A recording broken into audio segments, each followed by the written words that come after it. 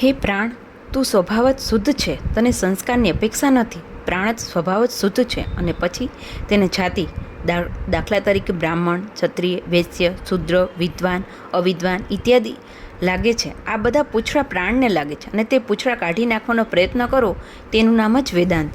હે પ્રાણ, તું એક ઋષિ નામનો અગ્નિ થઈને અવિર્ભાગ ખાવાવાળો છે. તું વિશ્વનો સત્પતિ છે. ત્યારે અમે કોણ છીએ? અમે અવિભાગના આપવાવાળા છે અને તું અમારો પિતા છે, અથવા તો આ જગતમાં ફરતા રહેલા વાયુનો તું પિતા છે. જે પ્રાણશક્તિ ઉપર કોઈ જાતના વિશેષણો લાગ્યા નહીં તે પ્રાણશક્તિ શુદ્ધ છે. આપણે તેના પર હિન્દુ, મુસલમાન, બ્રાહ્મણ, ક્ષત્રિય, શ્રીમંત, ગરીબ જેવા જુદા જુદા વિશેષણો લગાડીએ છીએ. પ્રાણ નૈસર્ગિક શુદ્ધ રૂપ જ છે એમ શ્રુતિ કહે છે. આમ શ્રુતિને એમ કહેવાનું છે કે દ્વૈત આવ્યા પછી પ્રાણ શુદ્ધ રૂપે રહી શકતો નથી. એ હકીકત છે. બે જણા આવ્યા એટલે એક નાનો અને બીજો મોટો એવું થઈ જ જવાનું. દ્વૈત આવ્યા પછી પ્રાણની શુદ્ધ રૂપી સ્થિતિ રહેતી નથી. વિશુદ્ધ રૂપે તો પ્રાણ બધાનો એક જ છે. આ મંત્રમાં શ્રુતિને સમજાવવાનું છે કે પ્રાણશક્તિ વ્રતથી ચ્યુત અને સંસ્કાર રહિત હોય તો ભક્ષક થાય છે, અને જો તે વ્રતવાન કે સંસ્કારવાન બને તો તે વિશ્વનો સત્પતિ બને, અર્થાત આ પ્રાણ શક્તિથી જ વિશ્વના રાજા થવાય. પ્રાણશક્તિ એક જબરજસ્ત શક્તિ છે. તે વાયુનો પિતા છે. વાયુપુત્રની તાકાત કેટલી જબરજસ્ત છે તેના માટે કહેવાય છે, મન જેવા વેગવાળા, પવન જેવી ગતિવાળા, જીતેન્દ્રિય બુદ્ધિમાનોમાં શ્રેષ્ઠ, વાયુદેવના પુત્ર, વાનરોના ટોળાઓના નાયક એવા શ્રી રામદૂત હનુમાનને શરણે હું જાઉં છું. જો વાયુપુત્રમાં આટલી તાકાત હોય તો વાયુના પિતા પ્રાણમાં કેટલી શક્તિ હોય? જે લોકો જનોઈ લેતા નથી તે લોકો વાત્ય કહેવાય. વ્રાત્યના સંસ્કારો નક્કી થયેલા છે. તેમને વેદ વાંગ્મયમાં પ્રવેશ નથી, કારણ કે આવા લોકોની 10 પેઢી તપાસતો તો તેમાં કોઈ ઠેકાણે વ્રત દેખાતા નથી. ખાવું, પીવું અને મોજ કરવી આ જ એમના જીવનમાં દેખાય છે. એમના જીવનમાં વૈદિક વ્રત નથી. પ્રત્યેક જન્મના મનુષ્યએ જનોઈ લેવી જોઈએ. જનોઈ લીધા વગર કોઈએ મરવું ન જોઈએ. જનોઈ લેવી એક જાતનું વ્રત છે. પ્રાણશક્તિને જો સંસ્કાર મળે તો તે વિશ્વનો રાજા થાય, પરંતુ જો તે વ્રત રહિત અને સંસ્કાર રહિત રહે તો તે ભક્ષક બને છે. જગતમાં જો કોઈ કલયુગ આવ્યો હશે તો તે માણસ જ લાવ્યો છે. માણસ ભક્ષક બને ત્યારે તે સારા તત્વો હજમ કરી નાખે છે. એક વખત સારા તત્વો પેટમાં ગયા પછી તે બહાર નીકળતા જ નથી. જગતના નૈતિક મૂલ્યોને હચમચાવી નાખવામાં ક્ષુદ્ર લોકોનું કર્તૃત્વ છે. જૂના કાળના ધાર્મિક મૂલ્યો જવા દો, આજના કાળના રાષ્ટ્રીય મૂલ્યો પણ ક્યાં રહ્યા છે? રાષ્ટ્ર બોલ્યા પછી રાષ્ટ્રની ટીકડી કરવાવાળા આંતરરાષ્ટ્રીય અને પ્રાંતવાદી લોકો જ છે. આ લોકો રાષ્ટ્રની કિંમત ઘટાડી નાખે છે. આજે માણસે સ્વાર્થથી ભરેલી બુદ્ધિ પ્રત્યેક ઠેકાણે ચલાવીને એક મૂલ્યને હચમચાવી નાખ્યા છે. વાંદરાના હાથમાં હથિયાર મળ્યા પછી જેવો ઉત્પાત કરે તેવો ઉત્પાત માણસે કર્યો છે. જગતમાં એકેય મૂલ્ય એવું રહ્યું નહીં કે જેને માનવજાતે પડકાર ન ફેંક્યો હોય. તેના લીધે ભક્ષક બનેલો માનવ અળસિયા જેવું દુબળું જીવન જીવીને મરી જાય છે. આના બદલે માનવ જો સંસ્કારયુક્ત બને તો વિશ્વનો રાજા થઈ શકે, વાયુપુત્ર બને, સંપન્ન બને. તેથી પ્રાણ શક્તિને સંસ્કાર આપવા જોઈએ. જગતમાં જે પ્રાણ શક્તિ આવે તેને સંસ્કાર આપવા જોઈએ. તેને સંસ્કાર રહિત ન રાખવી જોઈએ. આજે યુવાન વર્ગમાં જબરજસ્ત શક્તિ છે, પણ તે શક્તિ સંસ્કારી નથી. તેથી આજનો યુવાન પ્રત્યેક મૂલ્યને હચમચાવી નાખે છે. તમે અહિંસાનું નામ લેશો તો તેમાં બીકણતા છે એવું યુવાન કહી જ નાખે છે. યુવાન વર્ગ પ્રામાણિક માણસને બોઘો સમજે છે. ભગવત ભક્તિના મૂલ્યો જવા દો, પણ આજે રાષ્ટ્રીય મૂલ્યો પણ દેખાતા નથી. કેવળ યુવાન વર્ગ જ નહીં, બધો જ વર્ગ વ્રાત્ય એટલે કે સંસ્કારહીન છે. યુવાન વર્ગ પાસે શક્તિ વધારે છે, તેથી તે વધારે ભાંગફોડ કરે છે. ઘરડામાં તાકાત ઓછી થયેલી હોય છે અને બચ્ચામાં નાદાની વધારે હોય છે. તેથી આ બે વર્ગો વધારે નુકસાન કરી શકતા નથી. બિહારની કોસી નદી દર વર્ષે ઉત્પાત મચાવે છે અને ગામડાઓ ઉદ્ધ્વસ્ત કરે છે. વાસ્તવમાં આપણે તો નદીને માં ગણી છે, તો તે રાક્ષસી કેમ બને છે? કોસી નદી કે કોઈ પણ નદી નિસર્ગ શક્તિ છે, તે ઉત્પાત મચાવે છે. હવે લોકો ડાયા થયા છે અને ત્યાં એન્જિનિયરો મોકલાવીને નિસર્ગ શક્તિને પંપાડે છે. જો નિસર્ગ શક્તિને હાથ લગાડીને પંપાડવામાં ન આવે તો નિસર્ગ શક્તિ ભયંકર થઈ જાય. એન્જિનિયરો નદીઓ ઉપર ડેમ બાંધી અને નિસર્ગ શક્તિને સંસ્કારી બનાવે તો જ શક્તિ તે વિધ્વંસક ન રહેતા રચનાત્મક બની જાય. યુવાની માદક અને મોગ છે. યુવાનની પ્રાણશક્તિ ઉત્પાત કરે છે. એનું કારણ તેને સંસ્કાર નથી. બાપને સંસ્કાર નહીં, તેથી છોકરાને પણ સંસ્કાર નહીં. કમાવાને માટે, લૂંટવાને માટે ભણવું, આ કંઈક જીવન કહેવાય? કમાવા માટે ભણવું, આ વિચાર જ જેમના જીવનમાં હોય તેઓ પહેલા નંબરનો મહાપાતકી છે. આ લોકોએ જ વિશ્વનો સત્યનાશ વાળ્યો છે. આવી શિક્ષણ સંસ્થાઓ પણ ખોટી છે અને પાલકો પણ ખોટા છે. તેથી પહેલું શિક્ષણ પાલકોને આપવું જોઈએ, બચ્ચાઓને નહીં. કમાવા માટે જ ભણવું, આ વિચાર બાપના મગજમાં નિર્માણ થયો છે અને પછી તે છોકરાના મગજમાં સંક્રાંત થયો છે. તેથી તેના માટે બાપ જવાબદાર છે. આજે પણ કેટલાક લોકો કહે છે કે છોકરાને સંસ્કાર કેન્દ્રમાં લઈ જાઓ. એનું કારણ છોકરો સંસ્કાર કેન્દ્રમાં જાય તો રજાના દિવસે મા બાપને 2 કલાક નિરાતે ઊંઘવા મળે. બાપને ધંધામાંથી સમય મળતો નથી. તેને કહેવું જોઈએ કે પહેલાં તું સ્વાધ્યાય કરવા આવ, પછી છોકરો તો આવશે જ. એકલવ્યને દ્રોણાચાર્ય ભણાવવાની ના પાડી.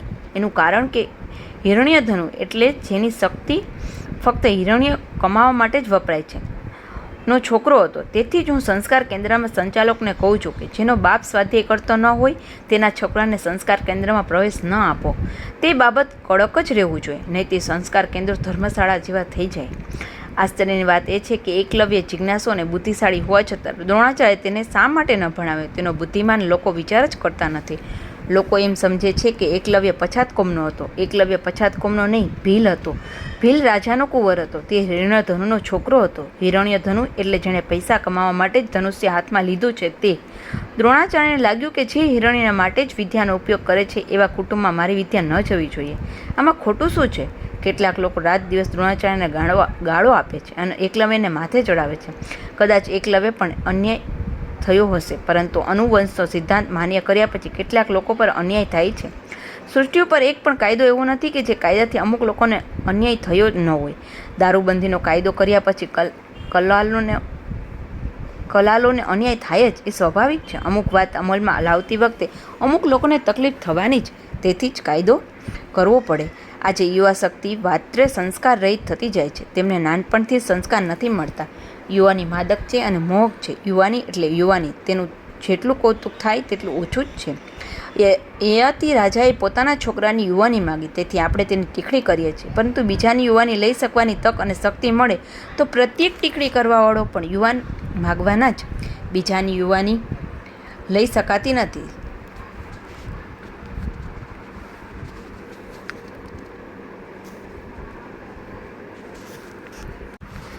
તેથી લોકો શું કરે? આપણને યયાતિ રાજા પર હસવાનો બિલકુલ અધિકાર નથી. યુવાનીમાં ઉત્કટતા છે. યુવાનીમાં સામાન્ય પ્રેમને માટે પણ ઉત્કટતા રહે તો દેવી પ્રેમને માટે કેટલી ઉત્કટતા રહી. સુવર્ણ મૃગને પકડવા ગયેલા રામ પાછા ફર્યા ત્યારે તેમને સીતા જોવા ન મળી. તે વખતે ગાંડા થઈને તેમણે વૃક્ષ, લતાઓને, પશુ પક્ષીઓને પૂછ્યું છે કે મારી સીતાને તમે જોઈ? આવી ઉત્કટતાવાળા રામ યુવાન હતા. યુવાની વગર આટલો ઉત્કટ પ્રેમ શક્ય નથી. જેના રાજ્ય ઉપર સૂર્ય આથમતો નથી એવું જે રાજા માટે કહેવાતું હતું, તે રાજા એક સ્ત્રીના પ્રેમને માટે તે રાજ્ય પર પાણી છોડ્યું. આજના કાળનો જ પ્રસંગ છે. પ્રેમ માટે આટલી ઉત્કંઠાવાળો યુવાન હતો. સામાન્ય પ્રેમ માટે યુવાનીમાં ઉત્કંઠા હોય, તેમને ધ્યેયમાં પણ ઉત્કટતા હોય. યુવાન માણસ જે ધ્યેય પકડે તે માટે તેને જબરદસ્ત ઉત્કંઠા હોય. આકાશને બાંધીશ, હિમાલયને ચૂર્ણ કરીશ, આવી દુર્લભ ઈચ્છા રાખવાવાળો ધ્યેયનિષ્ઠ યુવાન જ નોકરીને લાત મારીને દેવી કાર્ય માટે બહાર નીકળે. પોતાનો રોટલો પોતે મેળવશે જ એવો દ્રઢ આત્મવિશ્વાસ તેનામાં હોય. યુવાનમાં પ્રેમમાં દુર્ધર્મ ઉત્કંઠતા હોય. તેના પ્રેમમાં સોણપ હોય.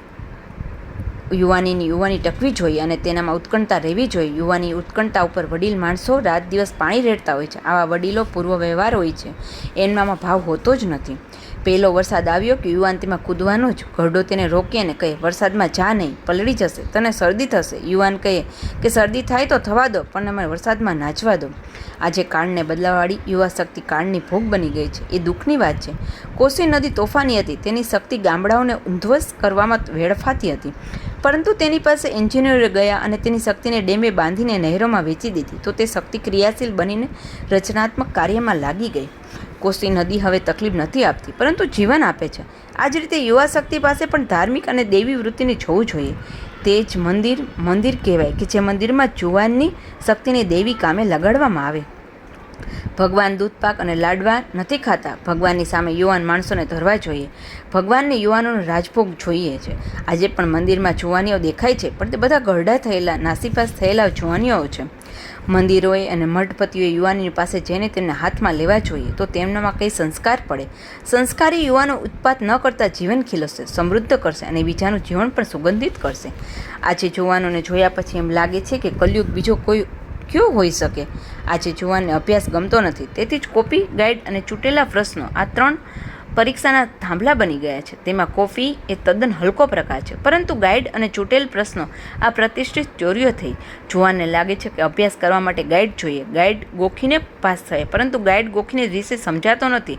તેવી જ રીતે ચૂંટેલા પ્રશ્નો વાંચીને 30% માર્ક્સ મેળવી પાસ થનારને વિષય કેવી રીતે ખબર પડે? આને લીધે જુવાન વિદ્યાર્થી એકેય વિષયમાં પારંગત થતો નથી. આમ છતાં તેને ડિગ્રી મળે એટલે તે પોતાની જાતને વિદ્વાન સમજે છે. તેને અભ્યાસ કરવો ગમતો નથી અને સંશોધન કરવામાં તેને રસ નથી. ખરી રીતે હું કંઈ નવું શોધીશ, આ જુવાનીની વૃત્તિ છે, પણ તે આજે જુવાનીમાં દેખાતી નથી. સ્વાતંત્ર્ય મળે 30 વર્ષ થયા, પરંતુ એક ખાડો પણ આપણે પોતાની અક્કલથી ખોદ્યો નથી. આજે પોતાની અક્કલથી ખોદેલો ખાડો કદાચ આવતીકાલે પૂરી નાખવો પડે તો પણ શું વાંધો છે? ઓછા નામે એક ખાડો પણ પોતાની અક્કલથી ખોદ્યો છે એમ કહી તો શકાય, પરંતુ આજે તેની અસ્મિતા જ રહી નથી. અસ્મિતા વગરના અળસિયાઓ શું કરી શકવાના? કદાચ 30 માળનું મકાન તેઓ બાંધશે, પણ તેની પાછળ કોઈ જાતનું ચૈતન્ય દેખાતું નથી. જુવાને કહેવું જોઈએ કે જગતમાં કોઈ ઠેકાણે જે પ્રયોગ નથી થયો તે હું મારી અક્કલથી ભારતમાં કરીશ. સંશોધન કરવા માટે પણ છાતી જોઈએ, હિંમત જોઈએ. પ્રયોગ કરીશ. પ્રયોગ અસફળ થશે તો શું વાંધો છે? પરંતુ બધા પાક્કા વ્યવહારુ મોસ્ટ પ્રેક્ટિકલ ગઢાઓ ભેગા થયા છે. તેમનામાં સંશોધન કરવાની તાકાત જ ક્યાંથી હોય? હિમાલય પર ચડવાનું અને સંશોધન કરવાનું સાહસ પણ પરદેશી લોકોએ કર્યું. તેમની સાથે અહીંના લોકો પણ ગયા, પરંતુ તેઓ નોકર તરીકે ગયા હતા. આ દુઃખની વાત છે. જે લોકો ગયા તેમનું કૌતુક કરવું જોઈએ, પરંતુ જનારા લોકો પણ તેવી દ્રષ્ટિથી ગયા નથી. 40-50 જુવાનો એવા નીકળવા જોઈએ કે જે હિમાલયના શિખર પર જવાની હિંમત દેખાડે. કદાચ તેમાંથી 5-10 જુવાને મરી પણ જાય તો શું થયું? આવી વૃત્તિ જુવાનોમાં ઊભી થવી જોઈએ. તો પ્રાણોપ્રાસના ચાલે છે એમ કહેવાય. જે દેશમાં મરણનો ડર કાઢાવનારી ગીતા જન્મી છે તે જ દેશના લોકો મરણથી ડરે છે. પછી શું કહેવાનું? યુનિવર્સિટી ભણેલા લોકોને ગણાય છે. તેમાં કેટલી શાખાઓ છે, પરંતુ તેમાંની એક પણ શાખામાં કાંઈ સ્વતંત્ર પ્રયોગ કરવામાં આવ્યો હોય એવું દેખાતું નથી. આજના જુવાનને સંશોધનમાં રસ નથી, તેમ તેને ધ્યેયની આવશ્યકતા લાગતી નથી. આવો વ્રાત્ય એટલે કે સંસ્કારી જુવાન બન્યો છે. જો યુવાન સંસ્કારી બને તો તે વિશ્વની સંપત્તિ થઈ જાય. તેના માટે પ્રાણ શક્તિ ઉપાસ્ય બનવી જોઈએ. જુવાનને ધ્યેય આપો, પછી જુઓ તે કેવો ગાંડો ઘેલો થાય છે કે નહીં. જુવાનને કથા સાંભળ, 11 ઉપવાસ કર, 5 માળા ફેરવ એવું કહેશો તો તેમ કરવા તે તૈયાર નહીં થાય. હિમાલયને ચૂર્ણ કરવાની કે આકાશને બાંધવાની વૃત્તિવાળો જુવાન મઠપતિ પાસે, સંન્યાસી પાસે કે ધાર્મિક લોકો પાસે જશે ત્યારે તેને શું કહેશે? તેને શું એમ કહેશે કે રોજ 4 માળા ફેરવ? જુવાને કંઈ ધ્યેય આપવું જોઈએ. તેને કહેવું જોઈએ કે તું કૃષ્ણને માને છે ને? જો માનતો હોય તો હાથમાં ગીતા લે અને ઝૂંપડીમાં ગીતા પહોંચાડ. પછી જુઓ કે જુવાન ઊભો થાય છે કે નહીં. જુવાનનું કામ શું છે? તેને કહેવું જોઈએ કે જા, માણસને સ્વચ્છ કર, સુંદર કર, ગાંડાને ડાયો કર, અપવિત્રને પવિત્ર કર, અજ્ઞાનીને જ્ઞાની કર. પછી જુઓ કે જુવાન ઠેકાણે આવું કામ કરવા જાય છે કે નહીં. ક્રિશ્ચન ધર્મમાં તાકાત આવી એનું કારણ તેમણે જુવાનોને ઊભા કર્યા છે. એટલું જ નહીં, તેમણે જુવાનોને કામે લગાડ્યા છે. કોને શું આપવાનું છે તે માણસને અક્કલ હોવી જોઈએ. સંન્યાસી કે મઠપતિ પાસે જુવાન જાય તેને કહેવામાં આવે છે કે તું ઉપવાસ કર. અક્તિક બનેલો એકાદ યુવાન ઉપવાસ પણ કરે. ન કરે એમ નહીં. હું ઉપવાસ જેવા ઉચ્ચ તત્વોની મસ્કરી નથી કરતો. આ તત્વોને માટે મારા અંતકરમાં આદર છે, પણ કોને શું પીરસવાનું તે પીરસનાને ખબર હોવી જોઈએ. દૂધપાક બહુ સારો, પણ 45 દિવસ સુધી ટાઇફોઇડ થયેલાને દૂધપાકનો એક વાટકો આપો તો તે દૂધપાક પીને મરી જાય. યુવાનીને કંઈ ધ્યેય આપવું જોઈએ. રવિવારને દિવસે ચોપાટી ફરવાના સ્થળે ઊભા રહો તો ખબર પડે કે યુવાનીની શક્તિ કઈ દિશામાં વપરાય છે. ખરી રીતે શાળા કે કોલેજમાં ભણતા યુવાનમાં 100 યુવાનનો ગ્રુપ ઉપર એક માણસ એવો હોવો જોઈએ કે જે તેની દેખભાળ રાખે. આપણે ગામડામાં જઈએ તો જોવા મળે કે પ્રત્યેક 75 કે 80 ગાયો એક માણસને સોંપવામાં આવે. તે માણસ આ ગાયોના ટોળાને સીમમાં ચરવા લઈ જાય અને તેની દેખભાળ રાખે. આવી રીતે આટલી બધી કોલેજોમાં કેટલા યુવાનો ભણે છે? તેમાં ગ્રુપ પાડી પ્રત્યેક ગ્રુપમાં 75 યુવાનો રાખી પ્રત્યેક ગ્રુપ પર એક માણસ રાખવામાં આવે કે જે યુવાનોને પ્રેમ આપે, સંસ્કાર આપે, દિવ્યતા આપે અને તેજસ્વીતા આપે. તો શું યુવાનો કામે ન લાગે? આજે લોકો ઢોરની દેખભાળ કરવા વ્યવસ્થા કરે છે, તો યુવાનોની દેખભાળ કરવાની વ્યવસ્થા શા માટે નથી કરતા? પશુ માટે જે વ્યવસ્થા છે તે પણ મનુષ્ય માટે નહીં. યુવા શક્તિ સંસ્કારહીન થઈ છે, તેથી યુવાનોને સંસ્કાર આપવા એ પહેલી વાત છે. હું તો ભૂતકાળ કહેવાવાળો માણસ છું. ભવિષ્યકાળ આપણે કહેતા જ નથી. વર્તમાનકાળ તો બધાને ખબર જ છે. પબ્લિક સર્વિસ કમિશનની પરીક્ષામાં બેઠેલા બુદ્ધિશાળી યુવાનોના ઉત્તરો વચ્ચે છાપવામાં આવ્યા હતા તે તમે વાંચ્યા જ હશે. ન વાંચ્યા હોય તો વાંચજો. તમે વાંચશો તો તમને ધક્કો બેસશે. તેમાંના કેટલાક ઉદાહરણો આપો. એક ભાઈએ લખ્યું હતું કે નાયગ્રાને ધોધ બિહારમાં છે, સીવી રામન રશિયામાં જન્મ્યા હતા. આવા તો કેટલાય ઉદાહરણો આપી શકાય. આ બધા ઉત્તરોની સરકારમાં નોંધ છે. મૂળ વાત એ છે કે યુવાનોનો અભ્યાસ કરવો ગમતો નથી, તેને સંશોધનમાં રસ નથી, કંઈ જાણવાની જિજ્ઞાસા નથી, તે જીવનમાં કંઈ ઊંચું ધ્યેય રાખવાની આવશ્યકતા લાગતી નથી. યુવાન વ્રાત્ય એટલે સંસ્કારી છે. ઉપનિષદ કહે છે કે જે વ્રાત્ય પ્રાણ છે તે ભક્ષક બને છે. માટે પ્રાણ શક્તિને વ્રાત્ય ન રાખો, સંસ્કારી ન રાખો. શાળા કે કોલેજ ખોલવી એ ધાર્મિક લોકોનું કામ નથી. કમાવા માટે જ ભણવાનું હોવાથી શાળા કોલેજો ખુલશે જ નહીં તો સરકાર કોલેજ શાળા શરૂ કરશે, એમાં કંઈ વિશેષ નથી. ધાર્મિક લોકો એના માટે દોઢિયું પણ ખર્ચે તે યોગ્ય નથી. ધાર્મિક માણસોએ અથવા પ્રત્યેક મંદિરવાળોએ દર 100 યુવાનો પર એક સાંસ્કૃતિક શિક્ષક રાખવો જોઈએ. મંદિરો આવા સાંસ્કૃતિક શિક્ષકો આપે, પછી જુઓ કે યુવાનોમાં સંસ્કાર પડે છે કે નહીં. પરંતુ મંદિરના ટ્રસ્ટીઓને એવું કામ જ કરવું નથી. ઉપરથી તેઓ કહે છે કે ધર્મ ડૂબી ગયો છે, પરંતુ તેમને ખબર નથી કે ડૂબેલાને ધર્મ પણ ડૂબાડે. સૂતેલાનો ધર્મ ખલાસ થઈ જાય. આ લોકોએ ધર્મ બદલે ધર્મ કરી નાખ્યો. આ લોકો પોતાને ધાર્મિક સમજે છે અને કથા સાંભળીને સાંભળ્યું તેટલું પુણ્ય એવું બોલે છે. તેમને પુણ્ય શબ્દ પણ બોલતા આવડતો નથી. કહેવાનું તાત્પર્ય છે કે મંદિરો યોગ્ય રીતે ચાલે તો યુવાનો વાર્ત્ય અથવા સંસ્કારી ન રહે. બીજું, પ્રાણશક્તિ વ્રતથી ચ્યુત ન થવી જોઈએ. પ્રત્યેક પ્રાણશક્તિને વ્રત આપો. જૂના કાળના વ્રતની આપણે મસ્કરી કરીએ છીએ, ટીખડી કરીએ છીએ. ચોમાસામાં કેટલીક સ્ત્રીઓ ટીંડોળા ખાવાનું છોડી દે છે. તેમના વ્રતની કેટલાક લોકો મસ્કરી કહે છે. તેમને કહેવું જોઈએ કે તમે ટીંડોળા છોડી જુઓ. ટીંડોળા ખાવાનું છોડ્યા પછી ટીંડોળાના સંભાળિયા સામે આવ્યા પછી મોઢાને પાણી છૂટે નહીં કે પછી તો જુઓ. ટીંડોળા છોડવા એક જાતનો નિગ્રહ છે. નિગ્રહથી આત્મશક્તિ મજબૂત થાય છે. ભાવતી વસ્તુ સામે આવ્યા પછી પણ ન ખાવી એમાં નિગ્રહ છે. ભલે આ વ્રત ચોમાસામાં 4 મહિના પૂરતું મર્યાદિત હોય. વ્રતને લીધે માણસ બહુ મોટો થઈ જાય છે એવું નથી, પરંતુ વ્રતમાં શક્તિ છે. આજે માણસ વ્રતચ્યુત થયેલો છે. માણસના જીવનમાં વ્રત જ નથી. માણસ કહે છે કે થાય તો કરીશું, દર રવિવારે નિયમિત રીતે સ્વાધ્યાય કરીશ. આવું વ્રત પણ નથી હોતું. બને તો જોઈશું, આવી વૃત્તિ હોય છે. કોઈને પૂછો કે કેમ ગયા રવિવારે દેખાયા નહીં, તો કહેશે ના, પાઠશાળામાં આવવા નીકળતો હતો એટલામાં 2 દોસ્તારો આવ્યા એટલે નીકળાયું નહીં. થશે તો જોઈશું, બનશે તો કરશું. આ વ્રત ન કહેવાય, કરીશ જ આ વ્રત કહેવાય. વ્રતમાં જીદ હોય છે. સ્વાધ્યાયનું વ્રત લીધા પછી ન આવવાનો 2 જ કારણ હોઈ શકે.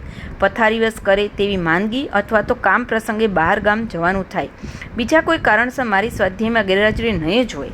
આ વ્રત કહેવાય.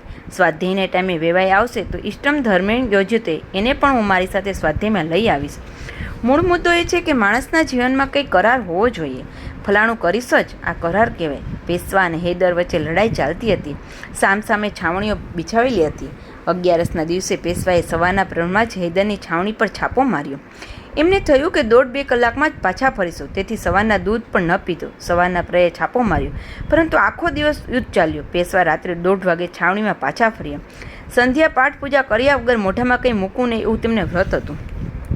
રાત્રે 1:30 વાગે છાવણીમાં આવ્યા બાદ ખાવાનું આવ્યું, પરંતુ તેમણે કહ્યું કે સંધ્યા પૂજા કર્યા વગર હું નહીં ખાઉં. આની ઇતિહાસમાં નોંધ છે. આ એક જાતનો કરાર છે. જીવનમાં આવો કરાર, આવો આગ્રહ હોવો જોઈએ. તેના વગર જીવન ખીલતું નથી. આપણા જીવનમાં કોઈ જાતનો આગ્રહ જ નહીં. ધર્મ, રાષ્ટ્રીયત્વ માટે આગ્રહ જોઈએ. આગ્રહ હોય તો જ નિગ્રહ, અને નિગ્રહ હોય તો જ જીવન ખીલે. આપણે જૂના વસ્ત્રો ફેંકી દીધા પણ નવા વ્રતો લીધા નહીં. જૂના વ્રતો ફેંકી દીધા પણ નવા વ્રતો લીધા નહીં. જૂના કાળમાં એવા વ્રતો હતા કે રામ રક્ષાનું પારાયણ કર્યા વગર સૂઈશ નહીં. આ વ્રત હતું, કરાર હતો. આજે વ્રત બદલાવે કે ટાઈમ્સ ઓફ ઇન્ડિયાનો અગ્રલેખ વાંચ્યા વગર હું સૂઈશ નહીં. માણસના જીવનમાં આવે કંઈ કરાર હોવો જોઈએ. કરાર વગરનું જીવન એટલે સૂકા પાંદડાનું જીવન કહેવાય. સૂકા પાંદડાને કોઈ દિશા નિશ્ચિત નહીં. એને પવન જે દિશામાં લઈ જાય તે દિશામાં સૂકું પાંદડું જાય. માણસનું જીવન એટલે પાંદડું સૂકું અને દીંડું લીલું. આજે એવા ઘણા સૂકા થયેલા પાંદડા છે, કેમ કે વિષયો મળતા નથી, અને જો મળે તો ભોગવવાની તાકાત નથી. આગળનું પાંદડું સૂકું થઈ ગયું ને દીંડું લીલું છે, જેથી જન્માંજન્મતાના સંસ્કાર રહેલા છે. અને આજે માણસ રાવણની માફક બીજાની પત્ની ઉપાડતો નથી. એનો અર્થ એવો નથી કે તે સંસ્કારી છે. તે માણસ કંઈ સ્ત્રીમાં માતૃત્વ જોવાળો નથી. તેનામાં શક્તિ અને સામર્થ્ય જ નથી. જીવનમાં કરાર વ્રત હોવા જોઈએ. આજના કાળમાં આપણે ધર્મબંધનોને વિદાય આપીએ છીએ. આપણે એકેય ધર્મબંધન સાંભળ્યું નથી, ટકાવ્યું નથી. એટલું જ નહીં, આપણે ધર્મબંધન છોડવા માગીએ છીએ. કોઈને કહેવામાં આવે કે તારે સવારમાં નાહવું જોઈએ, તો તે તરત જ પૂછે કે સવારે જ નાહવાનું કારણ શું? બપોરના કે સાંજે પણ નાહી શકાય, એમાં શું વાંધો છે? શરીર સ્વચ્છ રાખવા માટે નાહવાનું છે તો દિવસમાં એક વખત ગમે ત્યારે નાહી શકાય. એક વખત સવારને બદલે સાંજે નાહવાનો વિચાર આવ્યો કે ધીમે ધીમે 8 દાડામાં એક વખત નાહવા પણ માણસ આવી જાય. આળસનું સમર્થન કરવા માણસ પાસે બુદ્ધિ જબરજસ્ત છે. શરીર અસ્વસ્થ થતું જ નથી તેમ બુદ્ધિ જ ધરાવે છે. પરિણામે આવો માણસ સમાજમાં સુધરેલો અને બુદ્ધિશાળી પણ ગણાય છે. આપણે ધર્મના સિદ્ધાંતોને નિયમોને બુદ્ધિ ચલાવીને જીવનમાંથી વિદાય કરીએ છીએ, પરંતુ ધર્મ પ્રણીત બંધનો જેટલી કાર્યશક્તિ ખીલવી શકે તેટલી કાર્યશક્તિ વિવેકાધિષ્ઠ બંધનો ખીલવી શકતા નથી. એનું કારણ પ્રત્યેક વ્યક્તિ વિવેકી હોતા નથી, એ પહેલી વાત. અને વિવેકી હોય તે બુદ્ધિથી બંધનોથી આવશ્યક ખલાસ કરી નાખે છે. કેટલાક લોકો કહે છે કે શાસ્ત્રીજી, અમે છોકરાઓ પર બંધનો લાદતા જ નથી, તેમને અમે સમજાવીએ છીએ અને એમની બુદ્ધિમાં ઉતર્યા પછી તેઓ તેવું કરશે. આવું બોલવાવાળા માણસોને માનસશાસ્ત્રનું પ્રાથમિક જ્ઞાન પણ હોતું નથી. આ લોકોને ઉદારમતવાદી સમજવાનું કંઈ કારણ નથી. ધર્મ પ્રણીત ધર્મનિષ્ઠાથી જેટલી કાર્યશક્તિ નિર્માણ થાય તેટલી કાર્યશક્તિ વિવેકાધિષ્ઠતાથી આવતી નથી, એ હકીકત છે. રશિયામાં બહુ મોટી રાજ્યક્રાંતિ થઈ છે. બહુ થોડા સમયમાં માણસનું ભેજું ભટકી ગયું અને ભેજું પલટાઈ ગયું. તેથી તે ક્રાંતિ બહુ મોટી છે, એની ના નથી. પરંતુ લોર્ડ કેન્સ જેવા મોટા મોટા પંડિતોએ તેની મસ્કરી ઉડાવીને લખ્યું છે કે કોમ્યુનિઝમે ધર્મને લાત મારી, પરંતુ કોમ્યુનિઝમ પોતે જ એક ધર્મ બની ગયો છે. કોમ્યુનિઝમની પાછળ અંધશ્રદ્ધા અને રૂઢિચુસ્તતા છે. આજના સમાજને પ્રોફેસર લાસ્કી ખબર હશે કે તેમને કદાચ યાજ્ઞવલ્ક્ય ખબર નહીં હોય, પણ પ્રોફેસર લાસ્કી ખબર ન હોય એવું ન બને. પ્રોફેસર લાસ્કી કહે છે કે સોવિયત રશિયામાં કોમ્યુનિઝમે એકાંતિક અંધશ્રદ્ધા નિર્માણ કરી છે, પરંતુ કોમ્યુનિઝમ એવું ન તો બીજું શું કરે? કોમ્યુનિઝમને અહીંનો પર્વત ઉખેડીને ત્યાં લાવવો હોય તો જબરદસ્ત અંધશ્રદ્ધા નિર્માણ કર્યા વગર છૂટકો જ નહીં. તેના લીધે જ 500 વર્ષનું કામ તેણે 20 વર્ષમાં કરી દેખાડ્યું. કોમ્યુનિઝમની પાછળ જુવાન વર્ગ આંધળો થયો, તેથી જબરજસ્ત ક્રાંતિ થઈ. પ્રોફેસર લાસ્કી કહે છે કે કોમ્યુનિઝમ પર તેમણે જે અંધશ્રદ્ધા નિર્માણ કરી તે અતિશય યોગ્ય અને વિવેકાધિષ્ઠ પગલું છે. જેમને સમાજનો અભ્યાસ કરવો જ નથી, તેમને માનસશાસ્ત્રનો અભ્યાસ જ નથી અને જેમની બુદ્ધિમાં પાછળના 1000 વર્ષના ઇતિહાસનો અભ્યાસ કરવાની તાકાત જ નથી, આવા માણસો જે ફાવે તે બોલે અને ફાવે તે લખે. પરંતુ સ્વાર્થી માણસો તમને જે જોઈએ તેમાંથી ઉપાડી લે છે અને તે માથે લઈને નાચે છે. આને લીધે માનવની પેઢીઓ ખલાસ થઈ જાય છે. આજે રશિયાએ શું કર્યું છે તે અભ્યાસ કરવા જેવી વાત છે, પરંતુ અલૌકિક અને લોકોત્તર ધ્યેય રાખવું હોય તો તે ધર્મનિષ્ઠ વગર શક્ય નથી. વિવેકનિષ્ઠાના આધારે બંધનો હોવા જોઈએ એવું બોલવાવાળા લોકો આપણને સારા લાગે છે, પણ તેઓ મૂર્ખ છે. પ્રત્યેક માણસને વિવેક આવે અને પછી તે નિષ્ઠા સ્વીકારે, આવું બોલવા જેટલી મૂર્ખાઈની બીજી કઈ ભાષા હોઈ શકે? આવું બોલવાવાળા લોકોને માનવી મનનો પ્રાથમિક અભ્યાસ પણ નથી. જીવનમાં વ્રતને અને કરારને બહુ મોટી કિંમત છે. જીવનમાં આજ્ઞા પાલનની પણ આવશ્યકતા છે. આજે કોઈને બંધનો જોઈતા નથી. તેથી તમે નવલકથા વાંચો અથવા ચલચિત્રો જુઓ તો તેમાં નાયક ધ્યેયનિષ્ઠ દેખાતો હોય, પરંતુ જરા કંઈ તેના પર વિરુદ્ધનું થયું કે તરત જ તે દારૂ પીવા લાગે. ત્યાર પછી નવલકથા વાંચવાવાળા અથવા ચલચિત્રો જોવાવાળા લોકો તેના આ પગલાંનું સમર્થન કરવા લાગે. આવા નાયકની પ્રેયસી તેના મન વિરુદ્ધ બોલે કે તે નાસીપાસ થઈ દારૂ પીવાનો જ અને તેને લીધેલું ધ્યેય છોડવાનો જ, પાછું સમાજ તેનું કૌતુક કરે છે કે દુઃખની વાત છે. રશિયામાં તે લોકોએ માણસનું માનસ બદલાવ્યું. એટલું જ નહીં, આજે આખા જગતમાં કોમ્યુનિઝમનો પવન વાય છે. આજે આપણા ભારત જેવા ભારતમાં પણ કોઈ વાત જો કામ કરતો હોય તો કોમ્યુનિઝમ. આટલો પ્રભાવ આ કોમ્યુનિઝમનો છે. તેમની ક્રાંતિનો અભ્યાસ કરવો જોઈએ. કોમ્યુનિસ્ટ ક્રાંતિ થયા પછી તેમણે બધા જ જૂના બંધનો અને નિયમો મિટાવી નાખ્યા. જૂના સિદ્ધાંતો રૂપી થાંભલાઓમાંની કેટલીક થાંભલા ઉદયે ખાધેલા હતા, પરંતુ બધા જ થાંભલાઓને તેમણે નકામા ઠરાવીને ઉડાવી દીધા. આવી રીતે રશિયામાં ધર્મ મંડપના બધા થાંભલા ઉડાવી દીધા પછી ધર્મમંડપ ખલાસ થઈ ગયો. બધા ધર્મનો ઉડાવી દીધા પછી થોડા દિવસમાં એવી પરિસ્થિતિ આવી કે વ્યસનોની છૂટ મળી ગઈ. જેને જેવું ફાવે તેવું વર્તન તે કરવા લાગ્યો. છોકરો બાપ પાસે સિગારેટ માગવા લાગ્યો. રશિયામાં ખેડૂતનું, મજૂરનું કે કોઈ પણ ટોળું હોય તેમાં જુવાન છોકરા છોકરીઓ અનાચાર કરવા લાગી અને અનાચારનું કૌતુક થવા લાગ્યું. જે અનાચારનું કૌતુક ન કરે તે જૂનવાણી વિચારનું ગણાવા લાગ્યું. પરંતુ માર્ક્સવાદીઓ જાગૃત હતા, ડાયા હતા. તેમને ખબર પડી ગઈ કે ધાર્મિક બંધનો ઉડાવ્યા પછી બીજા બંધનો તરત જ મૂકવા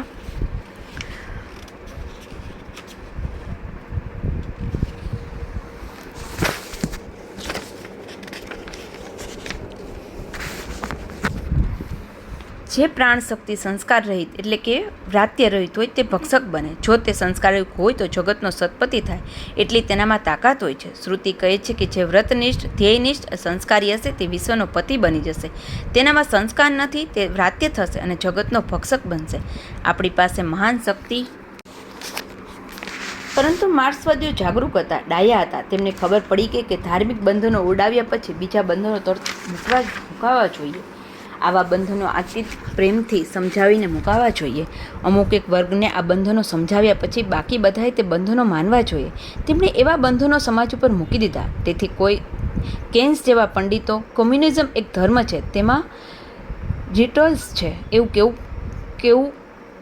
એવું કહે તે ખોટું નથી. માર્ક્સવાદીઓએ સૂતા ન રહેતા જાણી જોઈને બંધનો મૂકી દીધા. તેથી આ માર્ક્સવાદીઓનું કૌતુક કરવું જોઈએ. ધાર્મિક નિયંત્રણો તેમણે ફેંકી દીધા, પરંતુ કોમ્યુનિસ્ટ સંસ્થાઓમાં તેમણે સંયમ અને નિગ્રહને જબરદસ્ત કિંમત આપી.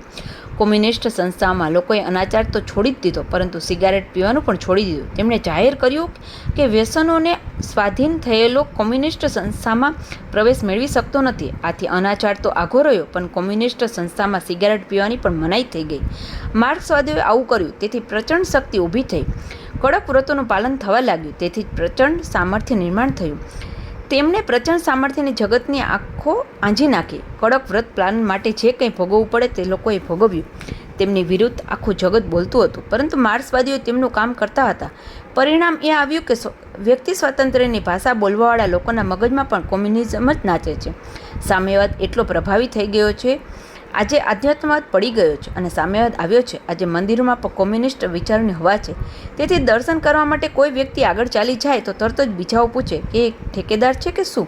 આજે બધે ઠેકાણે કોમ્યુનિસ્ટ વિચારધારા ઘૂસેલી દેખાય છે. એનું કારણ માર્ક્સવાદીઓ જાગૃત રહ્યા છે. તે છે તેમણે ધર્મ ઉપરની શ્રદ્ધા ઉડાવી દીધી અને તેને ઠેકાણે પાર્ટી ઉપરની જબરદસ્ત શ્રદ્ધા બેસાડી દીધી છે. એટલું જ નહીં, પાર્ટી શ્રદ્ધાથી વિરુદ્ધ વર્તન કરનારે તેઓ ગોળીએ ચડાવી દે છે. આને લીધે કડક નિયમો અને કડક બંધનો આવી ગયા. આપણને આશ્ચર્ય લાગશે, પણ તેમની પાર્ટીમાં અનાચાર તો છે જ નહીં, પણ સાદી સિગારેટ પીવાની પણ છૂટ નથી. આવા કડક નિયમો માન્ય કરીને તેમણે કોમ્યુનિઝમ ઊભો કર્યો. જૂના ઇતિહાસનો અભ્યાસ ન થતો હોય તો જવા દો, પરંતુ નવો ઇતિહાસ તો અંગ્રેજી ભાષામાં જ છે, તે વાંચો. સંસ્કૃત ભાષા તમને તમારી લાગતી ન હોય તો અંગ્રેજી ભાષા તમારી જ છે, તે તમને ગળી લાગે છે તો તે વાંચો. કોમ્યુનિસ્ટ લોકોએ જે અક્કલ ચલાવી છે તેના લીધે તેઓ વિશ્વ વિજેતા થવાની યોગ્યતા ધરાવે છે એવું લાગે છે. કડક વ્રત પાલનમાંથી પ્રચંડ શક્તિ નિર્માણ કરી તેમને મહાન કાર્ય કર્યું છે. ધન્ય છે આ લોકો જ કે જેમણે તપ કરીને આવી યોગ્યતા પ્રાપ્ત કરી છે. કહેવાનું તાત્પર્ય એ છે કે માણસે વ્રતબદ્ધ અને નિયમબદ્ધ રહેવું જોઈએ. આજે વ્રતબદ્ધ અને નિયમબદ્ધ જીવન જીવવાની લોકોને હાંસી કરે છે. એકાદ માણસ રવિવારે સવારના 9:30 વાગે ઉપનિષદ સાંભળવાનું વ્રત લે તો તેના દોસ્તારો તેની મસ્કરી કરે છે. એટલું જ નહીં, તેને ગુલામી વૃત્તિનું ઠરાવે છે. તેઓ પોતાની જાતને અનિર્બદ્ધ નોન કોન્ફિડન્સ મુક્ત કહેવડાવે છે અને તે માટે ગૌરવ લે છે. ભગવાન જાણે આ લોકો જગતમાં શું કરવાના છે. વ્રતથી જીવન ખીલે છે. જીવનમાં કરાર હોવો જોઈએ, આગ્રહ હોવો જોઈએ. જૂના લોકો સંધ્યા કરવાનું વ્રત લેતા હતા. આજે ભલે તમે ટાઈમ્સનો અગ્રલેખ વાંચવાનો વ્રત લો કે ટાઈમ્સનો અગ્રલેખ વાંચ્યા વગરનું સૂઈશ નહીં, પછી એકાદ વખત કામકાજને લીધે ઘેર રાતના એક વાગે આવો તો પણ ટાઈમ્સનો અગ્રલેખ વાંચ્યા વગર સૂવું ન જોઈએ. શ્રુતિએ વ્રત માટે 3 દિવસની છૂટ આપી છે. તમે 3 દિવસ સંધ્યા ન કરો તો ચાલે. વ્રત રાખવાવાળા ઋષિઓ પણ વ્રતની બાંધ્ય છોડ સમજાવે છે, પરંતુ જીવનમાં વ્રતની બહુ મોટી કિંમત છે. જીવનમાં આગ્રહ હોવો જોઈએ. છોકરી આપતી વખતે પણ તપાસ કરો કે સામેવાળા પક્ષમાં કંઈ આગ્રહ છે. ન હોય તો તમારી છોકરી ન આપો. માણસના જીવનમાં કંઈ ને કંઈ આગ્રહ હોવો જોઈએ. કેટલાક લોકોને વહુએ કેમ રહેવાનું તે માટેનો આગ્રહ હોય છે, પણ પોતાને માટે કોઈ આગ્રહ હોતો નથી. આ ન ચાલે. આજે મોટી ઉંમરના લોકોનો આગ્રહ છે કે છોકરાઓએ અમુક કરવું જોઈએ. વાસ્તવમાં બીજાએ શું કરવું જોઈએ તેનો આગ્રહ રાખવાનો કોઈને અધિકાર નથી. પોતાના જીવનમાં આગ્રહ હોય તે જ પોતાના છોકરાના જીવનમાં આગ્રહ આપી શકે. જ્યાં જીવનમાં આગ્રહ કે નિગ્રહ નથી તેનું જીવન ખીલે નહીં. જીવનમાં કરાર, આગ્રહ, વ્રત અને ધ્યેય હોવા જોઈએ. જીવનમાં ધ્યેય આવે એટલે વ્રત આવે, વ્રત આવે એટલે કરાર આવે અને કરાર આવે એટલે આગ્રહ આવે. જેના જીવનમાં આગ્રહ નથી તે વ્રાત્ય છે, એમ શ્રુતિ કહે છે. જે પ્રાણ શક્તિ સંસ્કાર રહિત એટલે કે વ્રાત્ય હોય તે ભક્ષક બને છે. જો તે સંસ્કારયુક્ત હોય તો જગતનો સત્પતિ થાય, એટલે તેનામાં તાકાત હોય છે. શ્રુતિ કહે છે કે જે વ્રતનિષ્ઠ, ધ્યેયનિષ્ઠ અને સંસ્કારી હશે તે વિશ્વનો પતિ બની જશે. જેનામાં સંસ્કાર નથી તે વ્રાત્ય થશે અને જગતનો ભક્ષક બનશે. આપણી પાસે મહાન પ્રાણ શક્તિ છે. તેને કેમ વાળવાની તેની અક્કલ હોવી જોઈએ. કોસી નદીમાં જબરજસ્ત શક્તિ છે, તેની ઉપાસના નહીં કરો, તેને પ્રેમથી પંપાળશો નહીં, તેના ઉપર એન્જિનિયરો નહીં લગાડો તો તે માં હોવા છતાં આખું જીવન ઉદ્ધ્વસ્ત કરી નાખશે. તેથી જ ઉપનિષદ પ્રાણોપાસના સમજાવે છે.